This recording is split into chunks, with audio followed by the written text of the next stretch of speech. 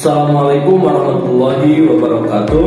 Halo Biolovers, berjumpa kembali pada video praktikum biokimia dari kelompok 1. Pada kesempatan kali ini kami akan melakukan praktikum di rumah dengan judul uji aktivitas enzim amilase. Sebelumnya perkenalkan, nama saya Abdul Rojak dengan NIM 119206001 dari kelas 5A Pendidikan Biologi Fakultas Tarbiyah dan Keguruan UIN Sunan Gunung Jati Bandung. Perkenalkan juga lima rekan saya dari kelompok 1. Perkenalkan, saya Alivia Anggasa Putri dengan NIM 1192606. Perkenalkan, nama saya Amanda Wijaya Kasani Salsabila dengan NIM 119206009. Perkenalkan, nama saya Dewi Rahayu, NIM 11920606024. Perkenalkan, nama saya Helin dengan NIM 11920603030. Perkenalkan, nama saya Eris Ernawati dengan NIM 11920600033. Baik, di sini saya Fadila Syifa Andini dengan NIM 11920600034. Enzim adalah protein katalitik.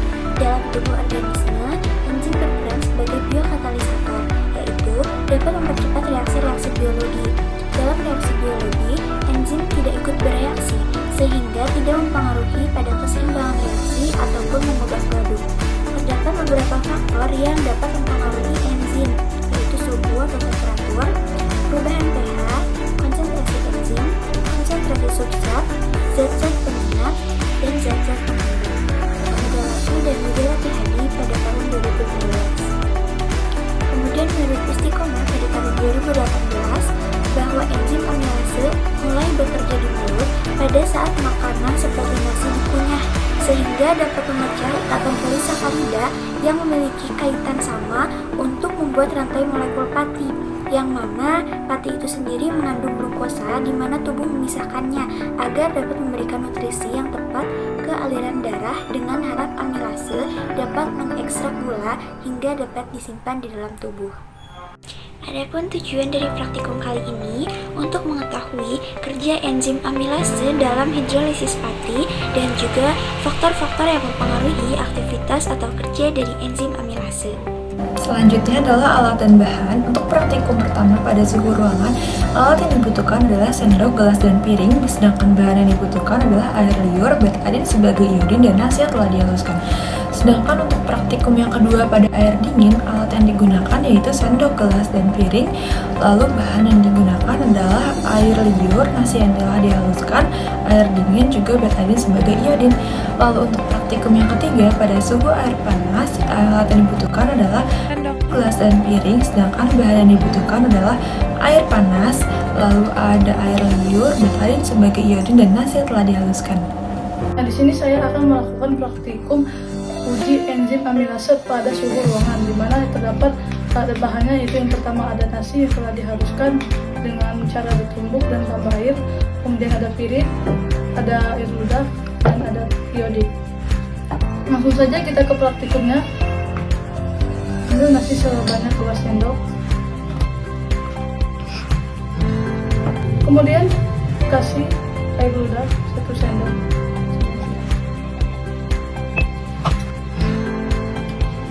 kemudian teteskan iodin.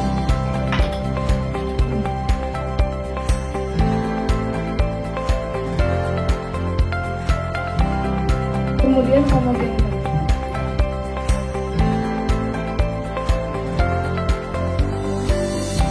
Pada kesempatan kali ini saya akan melakukan uji enzim menggunakan air dingin. Langsung kita eksekusi. Yang pertama, kita siapkan nasi yang sudah dihaluskan, ada juga air liur, terus betadin, juga air es. Yang pertama, tambahkan air liur ke nasi, kemudian rendam air es.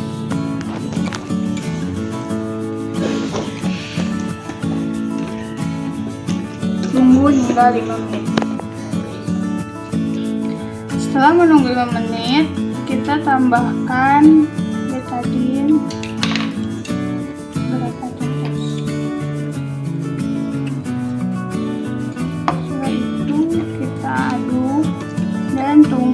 hingga 20 menit. Dan ini hasil setelah 20 menit. Baik, saya Fadila Syifa Andini dengan NIM 11920600034 akan melakukan sebuah praktikum mengenai uji enzim amilase pada suhu panas, di mana saya sudah menyiapkan alat dan bahannya. Untuk itu, mari kita mulai praktikumnya. Langkah pertama adalah siapkan alat dan bahan.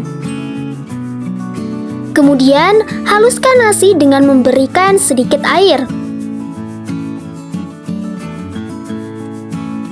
Lalu, masukkan 2 sendok makan nasi pada gelas yang telah disediakan. Tambahkan 1 sendok makan air liur atau saliva ke dalam gelas yang sudah berisi nasi tadi. Nyalakan kompor dan tunggu air hingga mendidih.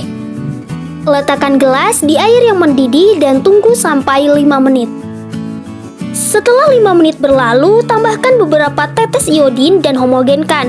Tunggu sekitar 20 menit ya.